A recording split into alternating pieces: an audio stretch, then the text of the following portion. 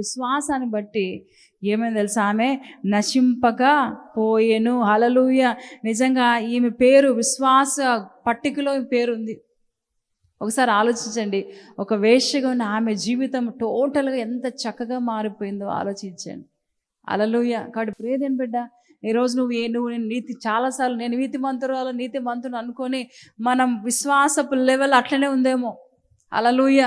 మారట్లేదేమో, ఇంకా విశ్వాసం నుంచి అధిక విశ్వాసంలోకి వెళ్ళట్లేదేమో. ఈరోజు ప్రభు మాట్లాడుతున్నాడు, నువ్వు ఎట్లా తెలుసా, విశ్వాసం నుంచి అధిక విశ్వాసంలోకి నడిపింపబడుతూ ఉండాలి, ఎక్కువ అవుతూనే ఉండాలి. ప్రియదేని నానాటికి సన్నగిల్లిపోవద్దు మన విశ్వాసం.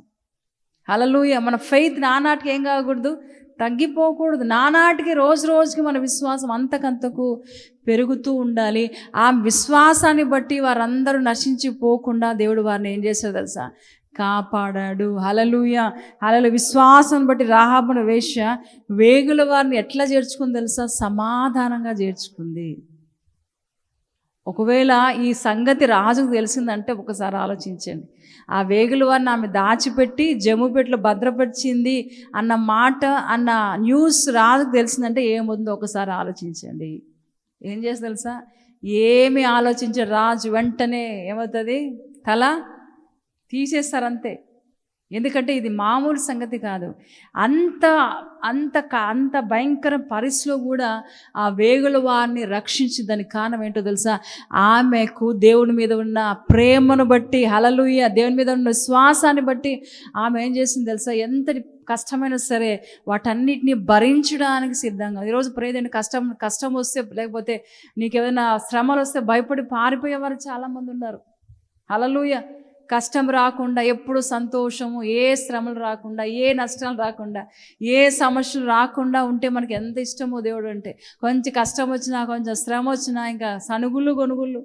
హల్లెలూయా. ఎంత భయంకరమైన విషయం అంటే నిజంగా అంత భయంకరమైన విషయం. ఎందుకంటే ఆయన రాకడ బహు సమీపంగా ఉంది ప్రియదేని బిడ్డ. అలా అందుకే ఆయన అంటూ వచ్చేవాడు ఆలస్యం చేయగా ఇదిగో నేను త్వరగా వస్తున్నా అన్నాడు. హల్లెలూయా.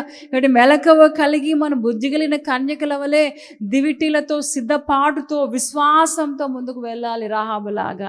అందుకే వారి కుటుంబాన్ని, వారి స్వజనులు ఏం చేసిందంట, నశించిపోకుండా కాపాడుకుంది. హల్లెలూయా. ఈరోజు నీ పరిస్థితి ఏంటి, నా పరిస్థితి ఏంటి, మనం ఎట్లా ఉన్నాం, విశ్వాసంలో ఎట్లా ముందుకు వెళ్తున్నాం?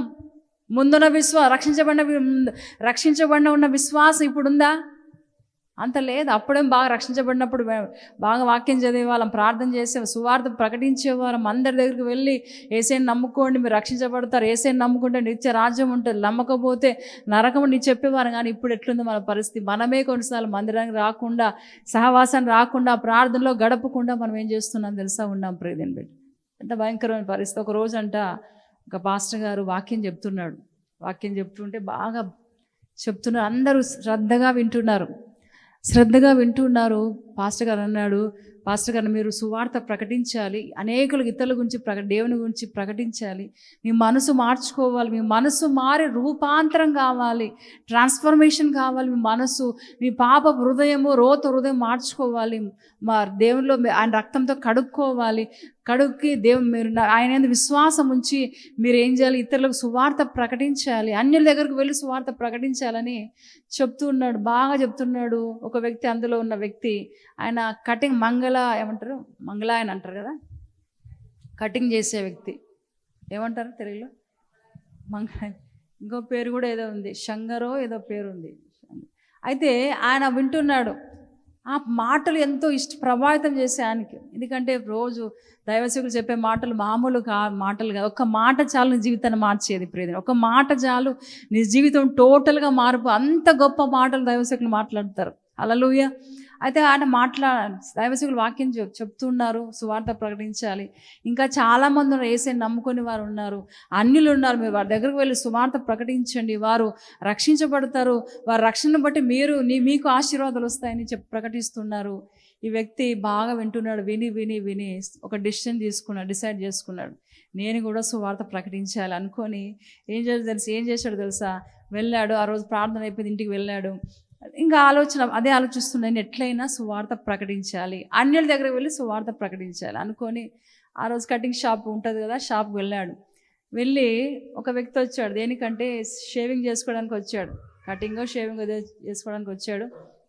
ఆయన వచ్చాడు. ఇప్పుడు అనుకున్నాడు ఈయన అన్యుడు కదా, ఈయనకు చెప్తే సువార్త ప్రకటిస్తే ఖచ్చితంగా వింటాడు కదా అనుకున్నాడు. అనుకొని ఏం చేయాలి తెలుసా, అంతా నూనె రాశాడు, నూనె అంతా పూసాడు. ఎందుకు? షేవింగ్ చేయడానికి నూనె అంతా పూసాడు. పూసి అంతా స్టడీగా ఇంకా షేవింగ్ చేయాలా అన్నప్పుడు కత్తి తీసుకున్నాడు. కత్తి తీసుకొని మెడ దగ్గర పెట్టాడు. ఇప్పుడు నువ్వు యేసుని నమ్ముకుంటే నీకు నిత్య రాజ్యం, లేకపోతే నిత్య నరకం.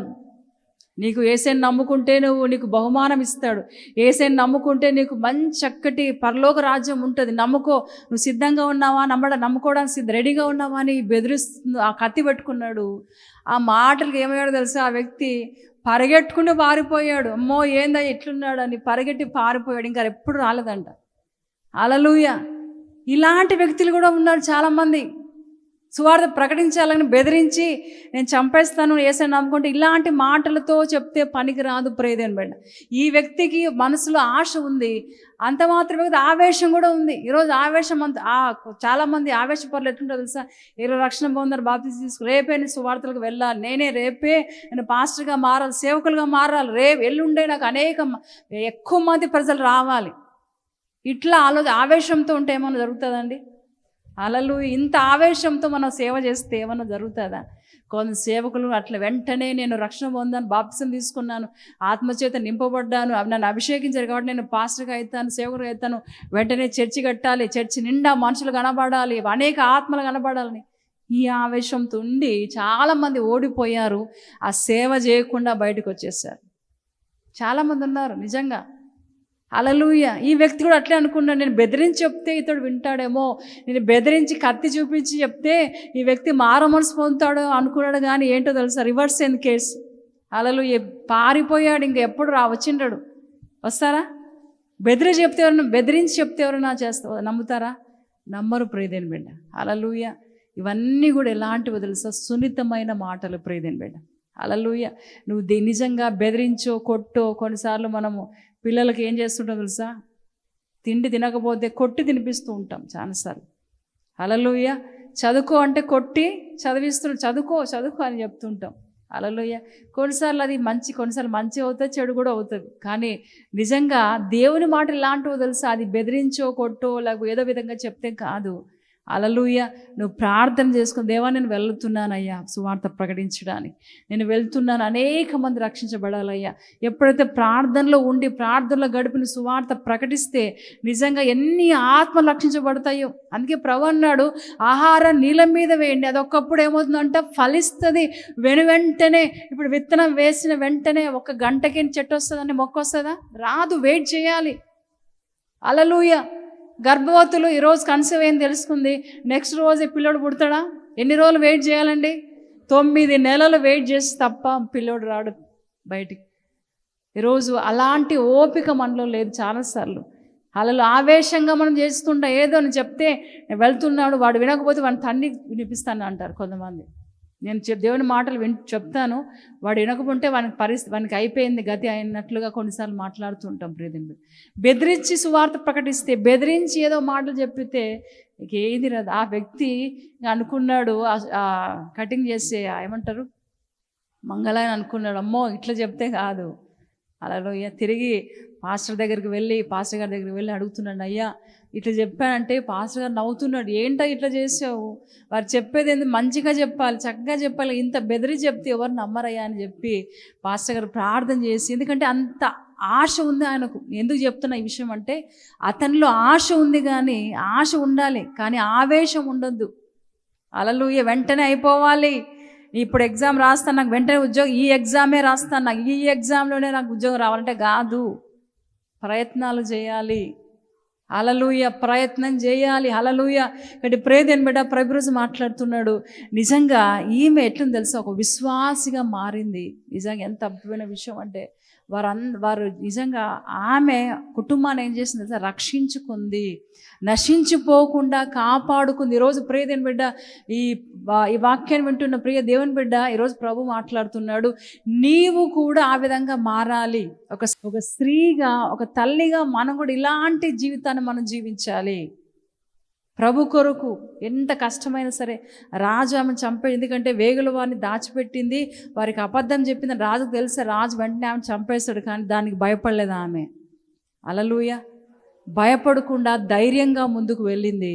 ఆమె కుటుంబాన్ని రక్షించుకుంది. గట్టిగా చెప్పకూడదు, ప్రభునామాన్ని కనపడదాం. హల్లెలూయా. ఆమె కుటుంబాన్ని రక్షించుకుంది, ఆమె స్వజనులు రక్షించుకుంది, ఒక విశ్వాసురాలుగా, విశ్వాస వీర వనితగా మారిపోయింది. అందుకే హెబ్రీల విశ్వాసుల జాబితా పట్టికలో ఆమె పేరు ఉంది. హల్లెలూయా. ఎంతోమంది బిడ్డలున్న వారి పేరు ఇక్కడ లేదు, కానీ ఎవరి పేరు ఉందండి? రాహాబు పేరు ఉంది. అంటే దానికి కారణం ఏంటి? ఆమె విశ్వాస వీర వనితగా ఉంది. ఆమెలో ఏ అవిశ్వాసం లేదు. హల్లెలూయా. విశ్వాసం ఉంది కాబట్టి ఆ వేగులు వారిని ఏం చేసింది? కాపాడింది. తన స్వజను రక్షించుకుంది. ప్రేదేని బిడ్డ. హల్లెలూయా. ఆమె నిజంగా చూస్తే నిజంగా ఆమెకు నీతి మంతురాలుగా ఉంది. చూడండి, యాకోబు పత్రిక చూద్దాం. చూడండి, యాకోబు 2:25 ఒక మాట ఉంది చూడండి. జేమ్స్ చాప్టర్ 2 వర్స్ 25, యాకోబు 2:25. అటువలనే రాహాబను వేశ్య కూడా దూతలను చేర్చుకొని వేరొక మార్గమున వారిని వెలుపలికి పంపి వేసినప్పుడు క్రియల మూలముగా నీతిమంతురాలని ఎంచబడెను గదా. హల్లెలూయా. గట్టిగా చప్పట్లు కొడదాం. ప్రేదేని బిడ్డ. హల్లెలూయా. ఇక్కడ అటువలే రాహాబను వేశ్య కూడా దూతలను చేర్చుకొని వేరొక మార్గమున వారికి, ఇందాక నుంచి చదువుకున్న వారిని, కొద్దిసేపు మీరు అక్కడే ఉండండి, ఆ కొండల దగ్గరే ఉండండి, కొద్దిసేపు ఆగి ఒక 3 రోజులు అక్కడే ఆగి తర్వాత వాళ్ళు వెళ్ళిపోయిన తర్వాత మీరు వెళ్ళండి అని ఇందాక మనం చదువుకున్నాం కదా. హల్లెలూయా. నిజంగా వారిని వేరొక మార్గం గుండా వారిని ఏం చేసిందంట? పంపించి వారిని వెలుపలికి పంపివేసినప్పుడు క్రియల మూలముగా నీతి మంతురాలుగా ఎంచబడెను. ఇవి ఎట్లుంది తెలుసా? క్రియల మూలముగా నీతి మంతురాలుగా ఎంచబడింది రాహాబు. ఈరోజు మన క్రియలు ఏ విధంగా ఉన్నాయి? క్రియల మూలంగా నీతి మంతురాలుగా మనం నేను నీతి మంతురాలను అనుకుంటుంటాం. నువ్వు అనుకుంటే సరిపోదు. నీ క్రియలు ఎట్లుండాలి తెలుసా? నీతి మంతులుగా ఉండాలి. నీ క్రియలు నీతి మంతురాలుగా చేసే క్రియలుగా ఉండాలి. ఇక రాహాబు ఆ విధంగా ఉంది. ప్రేది నీతి మంతురాలుగా తీర్చబడింది. అలా దేవుడు ఆమెకి ఏ కొదువ చేయలేదు. ప్రేదేని బిడ్డ. నేను ఇందాక హిస్టరీలో మనం చూస్తే ఆమెకి ఏ కొదువ లేదు. ఆమె జీవితం టోటలీగా మారిపోయింది. ఒక వేశ్య ఫస్ట్ దేవుడు ఏం చేసి ఆమె రక్షించడమే కాదు, ఆమె రక్షించబడింది, తన స్వజను రక్షించుకుంది, ఒక విశ్వాసిగా మారింది. ఆ విశ్వాసిగా మారడమే కాదు, నీతి మంతురాలుగా మారింది. హల్లెలూయా. ఆమె క్రియలు నీతి మంతురాలుగా చేసే. హల్లెలూయా. నిజంగా ప్రియదేని బిడ్డ, ప్రియ దేవుని బిడ్డ, ప్రియ సోదరి, నీవు నేను ఆ విధంగా ఉండాలి. నీతి మంతురాలుగా మార్చబడాలి. మనం అనుకుంటే సరిపోదు. ఇతరులు నిన్ను చూసి చెప్పాలి, ఈమె నీతి మంతురాలు, ఈమె నీతి మంతుడు అని ఇతరులు మన గురించి చెప్పాలి. ప్రియదేని బిడ్డ, ఆ విధంగా మన క్రియలు ఉండాలి. ఈరోజు మన క్రియలు ఏ విధంగా ఉన్నాయో ఒకసారి ఆలోచించి, దేవునికి ఇష్టమైన పనులు చేసే వ్యక్తులుగా ఉన్నామా? దేవునికి నచ్చే విధంగా మనం జీవిస్తున్నామా? దేవునికి ఏది ఇష్టమో అది మనం తెలుసుకొని దాని ప్రకారం జీవించే వ్యక్తులుగా ఉన్నామా? హల్లెలూయా. దేవుని కొరకు ఏం చేస్తున్నావు? ఈరోజు ప్రభు మాట్లాడుతున్నాడు. హల్లెలూయా. హల్లెలూయా. నిజంగా ఒకవేళ మన కుటుంబంలో భర్త మారలేదనుకోండి, భార్య మారలేదనుకోండి, పిల్లలు మారలేదని నువ్వు ఒకటి రక్షించబడ్డావు, నువ్వేం చేయాలి తెలుసా? నీ క్రియలు వారి జీవితంలో రక్షణ ఇచ్చేదిగా ఉంటుంది. ప్రేదేని బిడ్డ, నువ్వు చేసే పనులు వారి జీవితాలకు మార్పు తెచ్చేదిగా ఉంటుంది. హల్లెలూయా.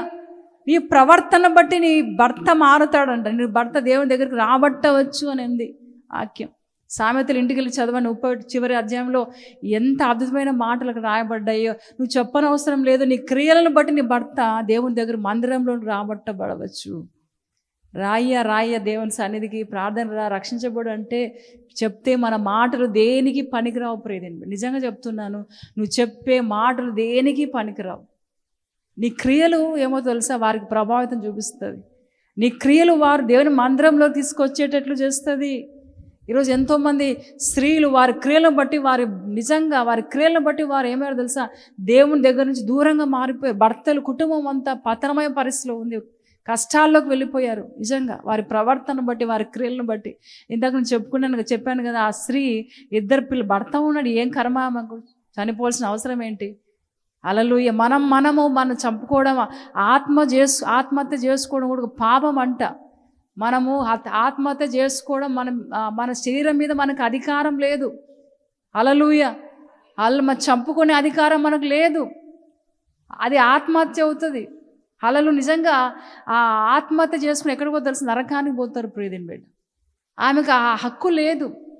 ఆమె చనిపోవద్దు, ఆమె పిల్లని చెప్పే హక్కు ఆమెకు లేదు. హల్లెలూయా. ఈరోజు చాలామంది స్త్రీలు ఈ విధంగా ఉన్నారు. వారి క్రియలను బట్టి కుటుంబాలు పతనం అవుతున్నాయి. వారి క్రియలను బట్టి భయంకరమైన సమస్యలు కొని తెచ్చుకుంటున్నారు. ఈరోజు భర్త కొట్టడా నువ్వు చేసే క్రియలను బట్టి. హల్లెలూయా.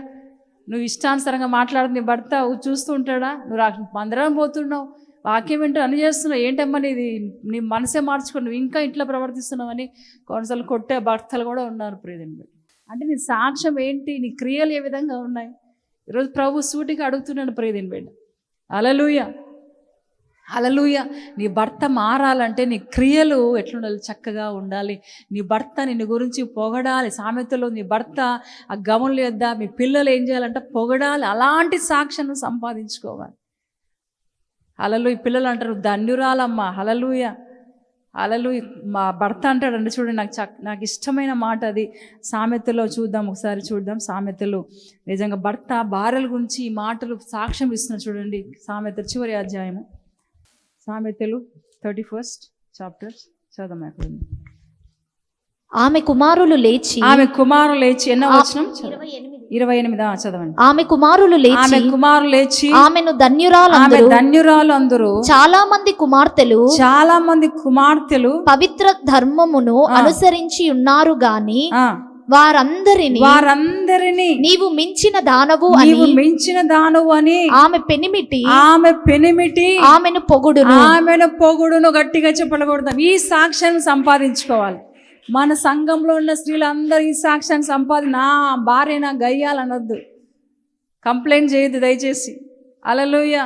హల్లెలూయా. ఎంత చక్కటి సాక్ష్యం వారు పొందుకున్నారు. నిజంగా ఆమె కుమారులు లేచి ఆమెను ధన్యురాలు. ఎంత చక్కటి మాట, ఎంత చక్కటి ఇంట్లో ఆ సాక్ష్యం సంపాదించావంటే ఎంత గొప్ప జీవితాన్ని జీవిస్తున్నావు. ఒకసారి ఇవన్నీ కూడా దేవుని క్రియలు, దేవుని కొరకు నీ క్రియలు ఆ విధంగా ఉండాలి.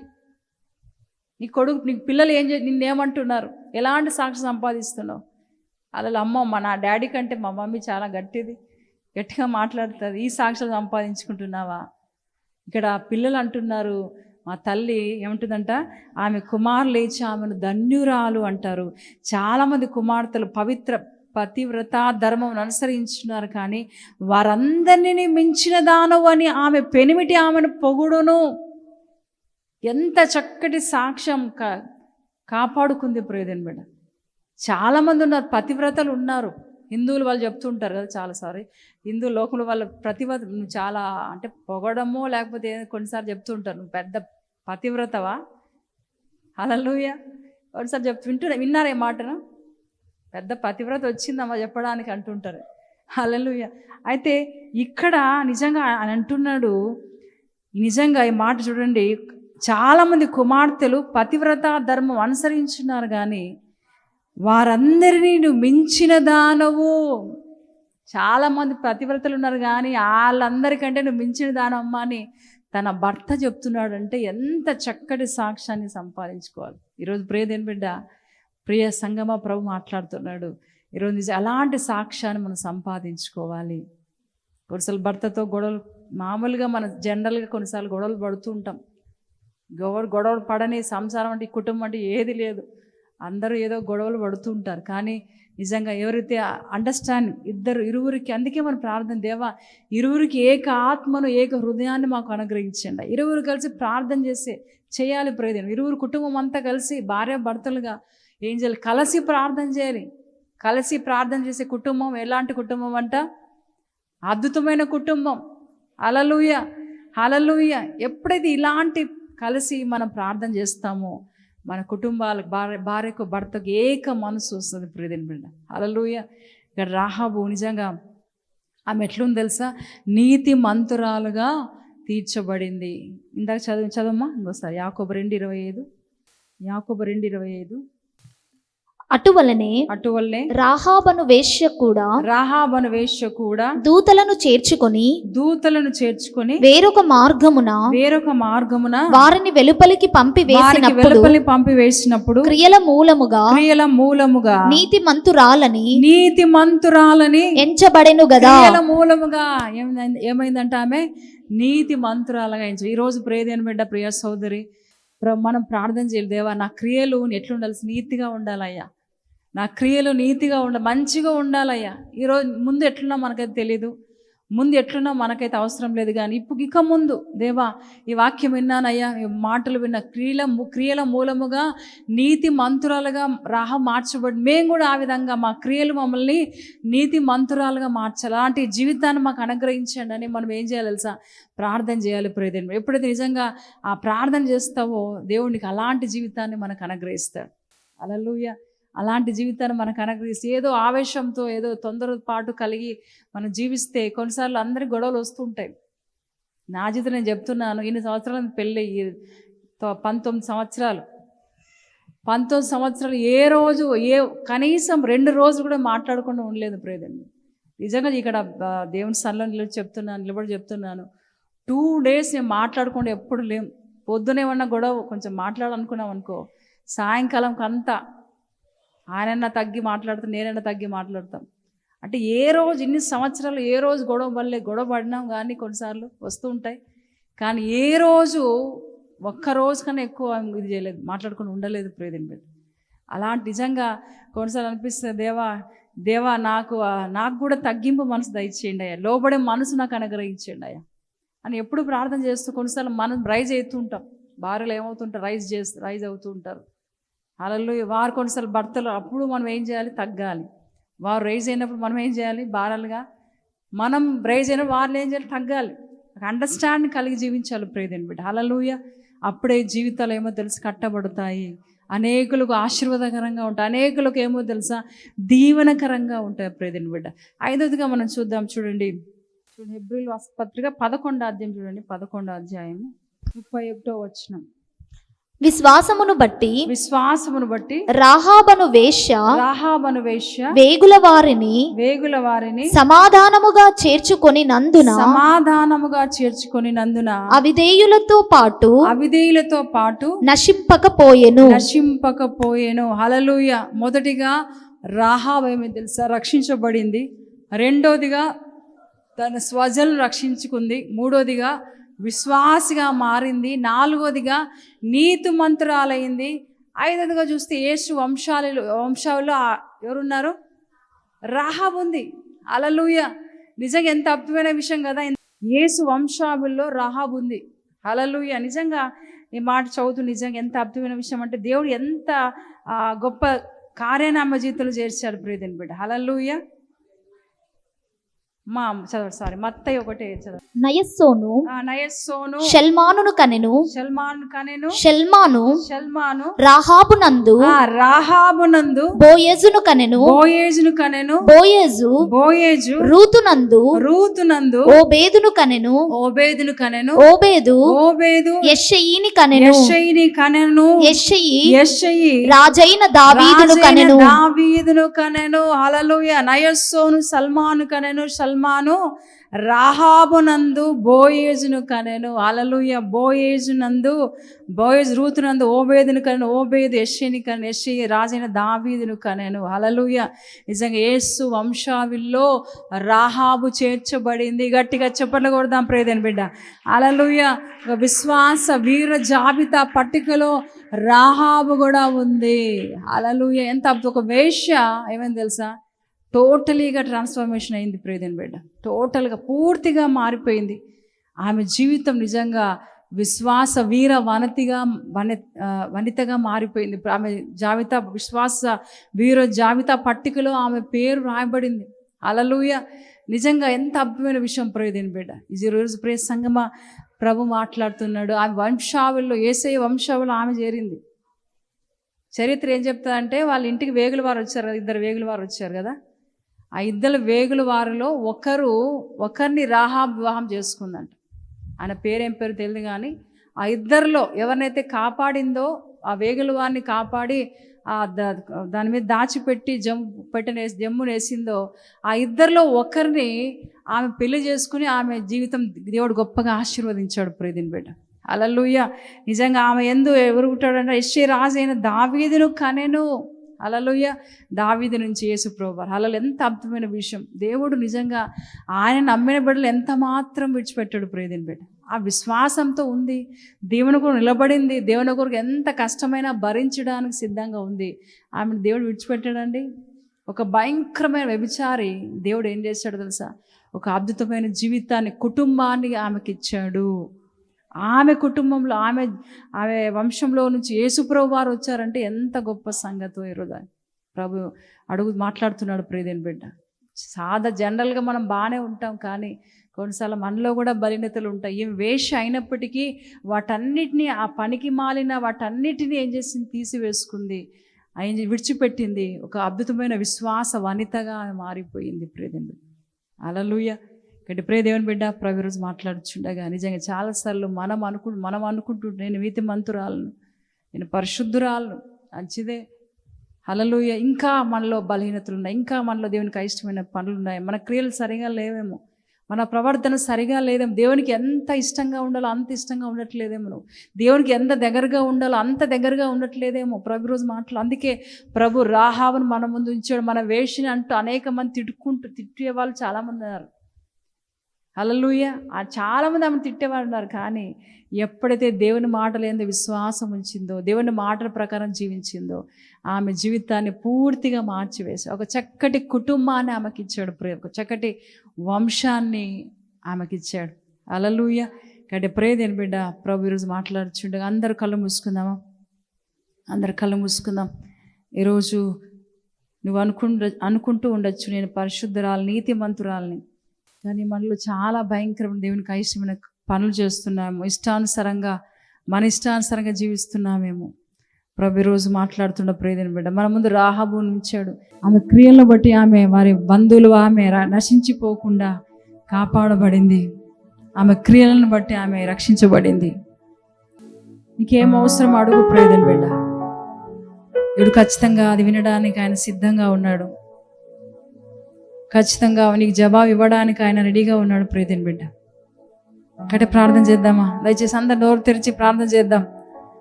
Thank you Jesus.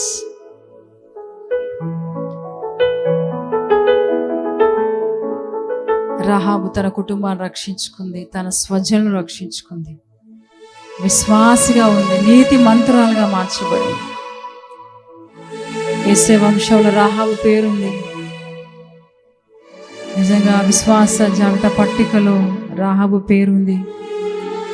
Thank you Jesus. ఇంత గొప్ప ధన్యతను ఆశీర్వాదం సంపాదించుకుంది రాహాబు. ఈరోజు ప్రియ నీవు కూడా ఆ విధంగా ఉండాలని ప్రభు ఇష్టపడుతున్నాడు. ప్రియదేని బిడ్డ, ఎందుకంటే దేవుడు ఎంతగానో నిన్ను ప్రేమిస్తున్నాడు. ప్రియదేని బిడ్డ, పదములు చాలని ప్రేమతో నిన్ను ప్రేమిస్తున్నాడు ఆయన. అలాంటి గొప్ప దేవుడు మన దేవుడు. ప్రియదేని బిడ్డ, థ్యాంక్ యూ జీసస్. ఆకాశమందు నీవు తప్ప నాకెవరున్నారయ్యా, ఈ లోకములో నీవుగాక వేరే ఆశే లేదయ్యా. ఆకాశమందు నీవు తప్ప నాకెవరు